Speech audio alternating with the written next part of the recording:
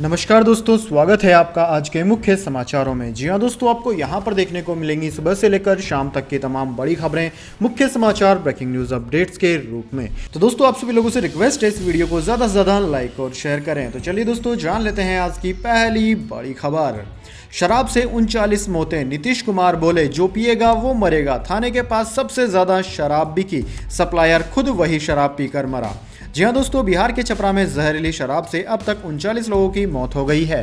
30 मरीजों का इलाज चल रहा है जिनकी हालत गंभीर है, यानी कि मौतें और भी बढ़ सकती है। जिस मसरक इलाके में घटना हुई है वहां थानेदार रितेश मिश्रा समेत 2 लोगों को सस्पेंड किया गया है। जांच के लिए SIT बनाई गई है। उत्पाद विभाग की 7 टीमें छापेमारी कर रही है। मशरक के अलग अलग इलाकों से 600 लीटर अवैध शराब बरामद हुई है। अब तक 48 घंटे में 150 लोगों की गिरफ्तारियां की जा चुकी है। उधर दोस्तों, CM नीतीश कुमार ने कहा है कि जहरीली शराब से शुरू से लोग मरते हैं, सबको अलर्ट रहना चाहिए क्योंकि जब शराब बंदी है तो खराब शराब मिलेगी ही, जो पिएगा वो मरेगा। वैसे दोस्तों, आपकी क्या राय है? क्या शराबबंदी करनी चाहिए या फिर शराबबंदी को हटा देना चाहिए, क्योंकि लोग पीते हुए नहीं मानेंगे? इस बारे में आपके क्या विचार हैं, कमेंट बॉक्स में जरूर लिखें।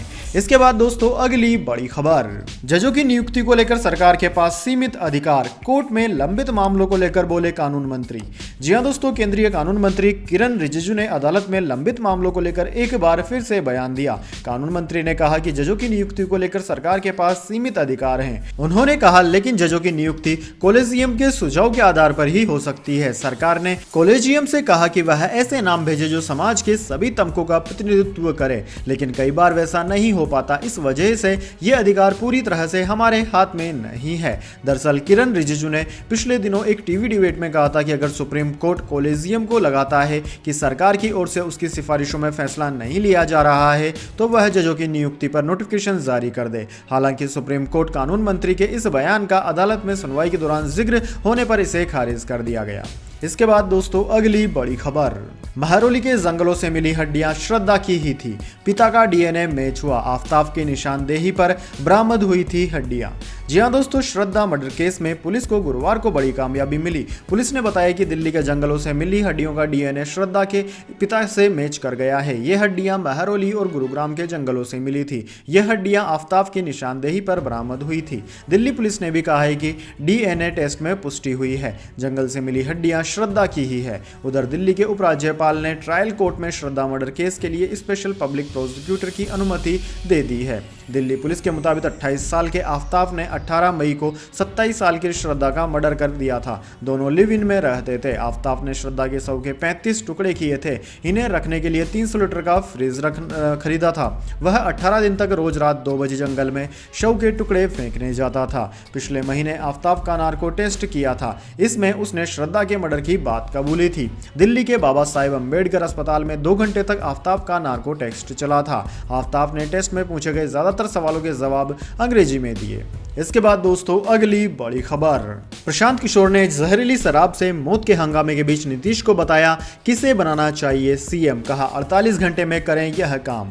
जी हां दोस्तों, बिहार में शराबबंदी से हुई मौतों को लेकर हाहाकार मचा हुआ है। चारों ओर से मुख्यमंत्री नीतीश कुमार निशाने पर हैं। इधर गुरुवार को चुनावी रणनीतिकार प्रशांत किशोर ने बड़ी मांग करते हुए शराबबंदी योजना को विफल करार देने और 48 घंटे के अंदर रद्द करने की मांग की है। इस दौरान उन्होंने बीजेपी, नीतीश कुमार और तेजस्वी यादव तीनों पर निशाना साधा और सबको शराबबंदी की विफलता के लिए जिम्मेदार ठहराया है। इसके साथ उन्होंने अभी ही तेजस्वी यादव को मुख्यमंत्री बनाने की बात कही ताकि जनता उनका कार्य अभी से देखकर 2025 में फैसला करे। प्रशांत किशोर ने कहा कि शराबबंदी पर सबसे मुखर आवाज मैंने उठाई है। बीजेपी और RJD सत्ता में आते ही चुप हो जाते हैं। बीजेपी को घेरते हुए प्रशांत किशोर ने कहा कि अब कोई बीजेपी से सवाल नहीं कर रहा कि जब आप सरकार में थे आपने शराबबंदी के लिए, हटाने के लिए क्या काम किए। इसके साथ ही प्रशांत ने कहा कि बिहार में जितने भी दल हैं उन्हें शराबबंदी को लेकर अपना पक्ष स्पष्ट करना चाहिए। इसके साथ ही तेजस्वी यादव को आड़े हाथों लेते हुए प्रशांत किशोर ने कहा कि जब RJD और तेजस्वी यादव विपक्ष में थे तब शराबबंदी पर नीतीश सरकार को घेर रहे थे। अब ये खुद सरकार चला रहे हैं तो इन्हें शराबबंदी सही लग रहा है। इसके बाद दोस्तों, अगली बड़ी खबर। चीन ने ब्रिटेन से वापस बुलाए 6 राजनायक। शी जिनपिंग के खिलाफ प्रदर्शन करने वालों से मारपीट का था आरोप। जी हां दोस्तों, मैनचेस्टर के चीनी वाणिज्यिक दूतावास के बाहर लोकतंत्र समर्थक प्रदर्शनकारियों के साथ हुई हिंसा मामले में चीन को कार्रवाई करनी पड़ी है। चीन ने अपने 6 राजनयिकों को ब्रिटेन से वापस बुला लिया है। इनमें वरिष्ठ राजनयिक जेंग जुयान भी शामिल है। जेंग चीन के मैनचेस्टर के वाणिज्य दूतावास के इंचार्ज थे। जेंग और उनके स्टाफ पर 16 अक्टूबर के दिन मैनचेस्टर ऑफिस के बाहर लोकतंत्र समर्थक प्रदर्शनकारियों के साथ मारपीट करने के आरोप लगे थे। ब्रिटिश सरकार ने इन 6 राजनयिकों से अपनी डिप्लोमेटिक इम्यूनिटी छोड़ने को कहा था, जिससे उनके अक्टूबर की घटना के बारे में पूछताछ की जा सके। डिप्लोमेटिक इम्यूनिटी के तहत राजनयिकों और उनके परिवार वालों को स्पेशल अधिकार मिलते हैं। उन पर किसी अपराध या सिविल केस के लिए मुकदमा नहीं चलाया जा सकता और न ही उन्हें गिरफ्तार किया जा सकता है। डिप्लोमेटिक इम्यूनिटी छोड़ने की समय सीमा खत्म होने से पहले ही चीन ने अपने 6 अधिकारियों को वापस बुला लिया है। इसके बाद दोस्तों अगली बड़ी खबर, साइकिल से उतरी पार्टियां फिर सवारी को तैयार। अखिलेश यादव के साथ आ सकते हैं राजभर और केशव देव। जी हां दोस्तों, यूपी उपचुनाव में मिली जीत से सपा को सियासी संजीवनी मिल गई है। शिवपाल यादव की सपा में वापसी हो चुकी है तो आरएलडी पहले से ही अखिलेश यादव के साथ है। विधानसभा चुनाव के फौरन बाद सपा की साइकिल से उतरने वाली राजनीतिक पार्टियां एक बार फिर से सवारी करने के लिए बेताब है। सुबह सपा के अध्यक्ष ओम प्रकाश राजभर और महान दल के प्रमुख केशव देव मौर्य 2024 के चुनाव में सपा के साथ गठबंधन करने के लिए तैयार हैं। चंद्रशेखर आजाद के बाद क्या राजभर मौर्य को भी अखिलेश सपा की साइकिल पर बैठाएंगे? महान दल के अध्यक्ष केशव देव मौर्य ने एक बार फिर से अखिलेश यादव के साथ आने के संकेत दिए हैं। केशव ने आज तक से कहा कि सपा के साथ गठबंधन के लिए वे तैयार हैं, क्योंकि यूपी में बीजेपी को अखिलेश यादव ही चुनौती दे सकते हैं। अकेले दम पर महान दल चुनाव लड़कर कुछ नहीं कर सकती। इसके बाद दोस्तों अगली बड़ी खबर, नीरव मोदी की मुश्किलें बढ़ी। प्रत्यार्पण के खिलाफ ब्रिटिश सुप्रीम कोर्ट नहीं जा सकेगा। लंदन हाई कोर्ट ने कहा अब अपील की जरूरत नहीं। जी हां दोस्तों, भारत प्रत्यार्पण को लेकर भगोड़ा हीरा कारोबारी नीरव मोदी ब्रिटेन की सुप्रीम कोर्ट नहीं जा सकेगा। गुरुवार को लंदन हाई कोर्ट ने नीरव को सुप्रीम कोर्ट में अपील की राहत देने से इनकार कर दिया। प्रत्यार्पण का आदेश भी लंदन हाई कोर्ट ने ही दिया था। इसके खिलाफ वह सुप्रीम कोर्ट जाना चाहता था। अब अर्जी खारिज होने के बाद नीरव को भारत लाना आसान हो गया है। गुरुवार को लंदन हाई कोर्ट के जस्टिस जेरेमी स्टुअर्ट स्मिथ और जस्टिस रॉबर्ट जे की बेंच ने नीरव को सुप्रीम कोर्ट में अपील से रोक दिया। खास बात दोस्तों यह है कि इन्हीं 2 जजों ने 51 साल के नीरव की पिछली याचिका पर भी सुनवाई की थी। तब नीरव ने कहा था कि वो मानसिक तौर पर बीमार है और उसे भारत के हवाले नहीं किया जाना चाहिए। इसके बाद दोस्तों अगली बड़ी खबर, ट्रेन में खाने को लेकर आया बड़ा अपडेट। रेल मंत्रालय ने जारी किया नया आदेश। जी हां दोस्तों, ट्रेन में लंबे सफर के दौरान यात्रियों के सामने अक्सर खाने पीने की समस्याएं रहती है। यही कारण है कि कई बार लोगों को घर से बना खाना ले जाते हुए देखा जाता है, लेकिन जो किसी कारणवश खाना नहीं ले जा पाते उनका क्या? जी हां दोस्तों, शुद्ध शाकाहारी खाना खाने वालों के लिए रेलवे की तरफ से नई सुविधा व्यवस्था शुरू की गई है। अगर आपके साथ भी कुछ ऐसी ही परेशानी है तो यह खबर आपको जरूर सुन लेनी चाहिए और यह खबर आपको खुश भी कर देगी। दरअसल दोस्तों, रेल मंत्रालय के नए आदेश के बाद अब सफर के दौरान यात्रियों को पूरी तरह सात्विक खाना भी मिल सकेगा। यानी कि दोस्तों, आप अगर व्रत भी करते हैं तो व्रत को खोलने के लिए भी खाना आपको मिल जाएगा, वो भी एकदम सात्विक। यानी कि दोस्तों, यात्रियों को सफर के दौरान सात्विक खाना उपलब्ध कराने के लिए भारतीय रेलवे की सब्सिडरी कंपनी IRCTC ने इस्कॉन से हाथ मिलाया है। इसके तहत सात्विक खाना खाने वाले यात्रियों को इस्कॉन मंदिर के रेस्टोरेंट गोविंदा से खाना मंगाकर उनकी सीट तक पहुंचाया जाएगा। IRCTC और इस्कॉन के बीच हुए इस समझौते के तहत अभी दिल्ली के हजरत निजामुद्दीन स्टेशन पर यह सर्विस उपलब्ध है। इसके बाद दोस्तों अगली बड़ी खबर, पठान के विवाद पर शाहरुख खान ने दिया बयान। कुछ लोग सोशल मीडिया पर नेगेटिविटी फैला रहे हैं। जी हां दोस्तों, शाहरुख खान की फिल्म पठान के गाने बेशर्म रंग को लेकर कुछ लोग लगातार विरोध कर रहे हैं। यहां तक कि फिल्म को बैन करने तक की मांग उठ चुकी है। अब इस पर शाहरुख खान ने कोलकाता फिल्म महोत्सव के दौरान अपना रिएक्शन दिया। उन्होंने कहा कि कुछ लोग सोशल मीडिया पर नेगेटिविटी फैला रहे हैं।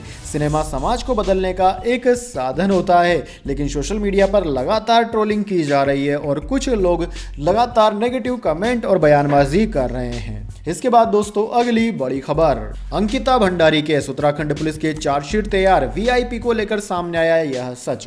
जी हां दोस्तों, उत्तराखंड पुलिस की SIT टीम अंकिता भंडारी हत्याकांड में 3 आरोपियों के खिलाफ चार्जशीट दाखिल करने जा रही है। इस मामले में उत्तराखंड पुलिस के ADG कानून व्यवस्था डॉक्टर वी मुरुगेशन ने कहा है कि चार्जशीट में 302, 120, B 201 और अन्य मानव तस्करी और देह व्यापार में संलिप्त होने की धाराएं लगाई गई है। वीआईपी के नाम को लेकर किए गए सवाल पर ADG आईजी ने कहा कि 19 तारीख को कौन गेस्ट आने वाला था और पुष्पदीप के बयान पर पूछताछ हो चुकी है। जांच में पता चला है कि अभी तक प्रेसिडेंशियल स्वीट और वीआईपी कहा जा रहा है। हमारी विवेचना में बहुत दम है और केस बहुत मजबूत है।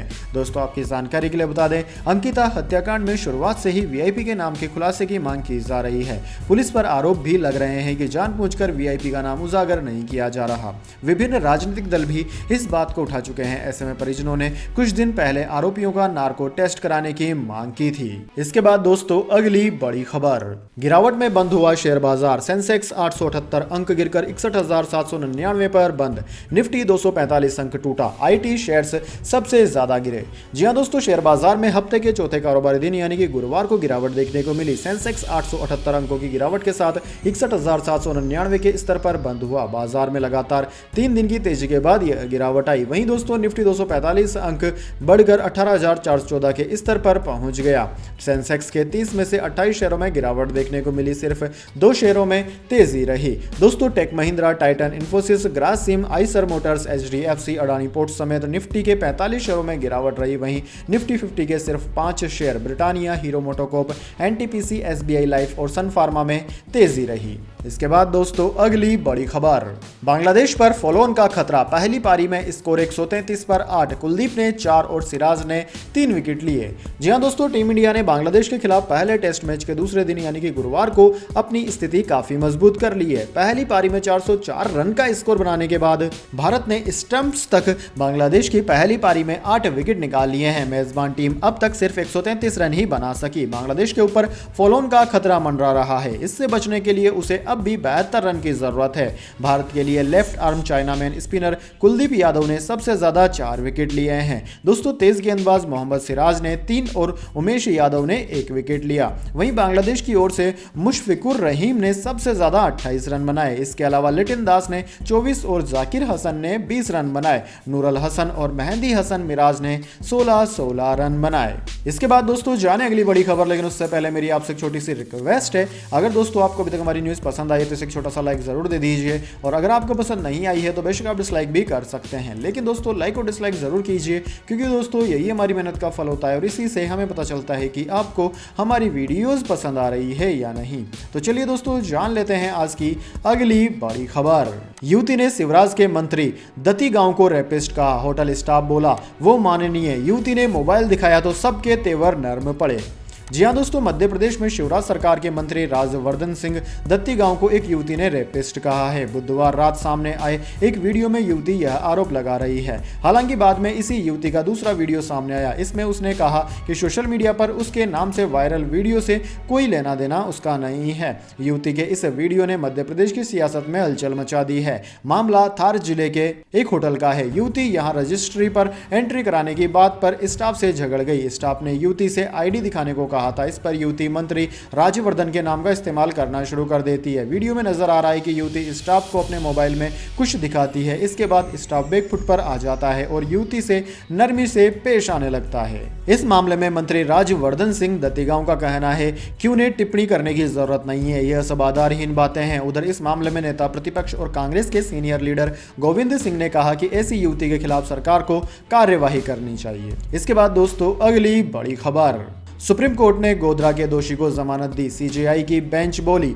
उसने ट्रेन पर पत्थर फेंके थे, 17 साल जेल में रहा। जी हां दोस्तों, सुप्रीम कोर्ट ने गुरुवार को गोधरा कांड के एक दोषी फारूक को जमानत दे दी। उम्र कैद की सजा के खिलाफ दोषी की अपील 2018 से सुप्रीम कोर्ट में लंबित थी। सुप्रीम कोर्ट ने आज कहा कि फारूक 2004 से जेल में है। वो पिछले 17 साल से जेल में रह चुका है, इसलिए उसे जमानत दी जाए। जमानत का विरोध करते हुए सॉलिसिटर जनरल तुषार मेहता ने कहा कि यह सबसे जघन्य अपराध में से एक था। लोगों को बोगी में बंद करके जिंदा जलाया गया था। सामान्य परिस्थितियों में पत्थरबाजी कम गंभीर अपराध हो सकता है, लेकिन यह अलग है। दोस्तों, 27 फरवरी 2002 को गोधरा स्टेशन पर साबरमती एक्सप्रेस ट्रेन के एक कोच में भीड़ ने आग लगा दी थी। इस घटना में 59 कार सेवकों की जलकर मौत हो गई थी। इसी के बाद गुजरात में 2002 के दंगे हुए थे। दोषी फारूक पर पत्थरबाजी और हत्या करने का मामला साबित हुआ था। इसके बाद उसे उम्र कैद की सजा सुनाई गई थी। इसके बाद दोस्तों, अगली बड़ी खबर, लॉकडाउन हटने के बाद चीन में कोरोना बढ़ा, डॉक्टर्स भी संक्रमित। सरकार बोली ओमिक्रॉन खतरा नहीं, इसलिए तो ढील दी। जी हाँ दोस्तों, चीन में जीरो कोविड पॉलिसी के विरोध के बाद सरकार ने ढील दी और लॉकडाउन हटा दिया, लेकिन अब यहाँ स्थिति खराब होती नजर आ रही है। अस्पतालों में कोरोना संक्रमित मरीजों का सैलाब आ गया है। इतना ही नहीं, मेडिकल स्टाफ भी संक्रमित हो रहा है।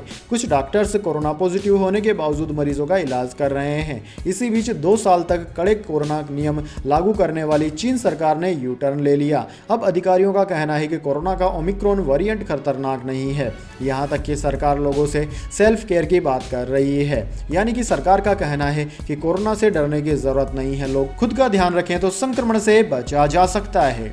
वैसे दोस्तों, आपकी जानकारी के लिए बता दें, पूरी दुनिया में फिलहाल कोरोना की वजह से शांति है, लेकिन फिर भी चाइना ही एक ऐसा मात्र देश है जहां पर कोरोना ने अभी भी तबाही मचा के रखी हुई है। इसके बाद दोस्तों, अगली बड़ी खबर, जयपुर में ब्रिटेन के पूर्व पीएम बोरिस जॉनसन का दिखा यह खास अंदाज। जी हां दोस्तों, ब्रिटेन के पूर्व प्रधानमंत्री बोरिस जॉनसन इन दिनों जयपुर दौरे पर हैं। यहां वो गुलाबी नगरी में पैदल घूमते हुए दिखाई दिए। उन्होंने कई स्मारकों को पैदल ही नापा। हालांकि प्रोटोकॉल के तहत सुरक्षाकर्मी उनके साथ साथ चल रहे थे। बोरिस जॉनसन गुरुवार सुबह जयपुर के आमेर महल पहुंचे। दोस्तों, यहाँ आमेर महल अधीक्षक पंकज धीरेन्द्र ने जॉनसन का राजधानी परंपराओं के तहत स्वागत सत्कार किया। इसके बाद उन्होंने पैदल ही आमेर महल का भ्रमण किया।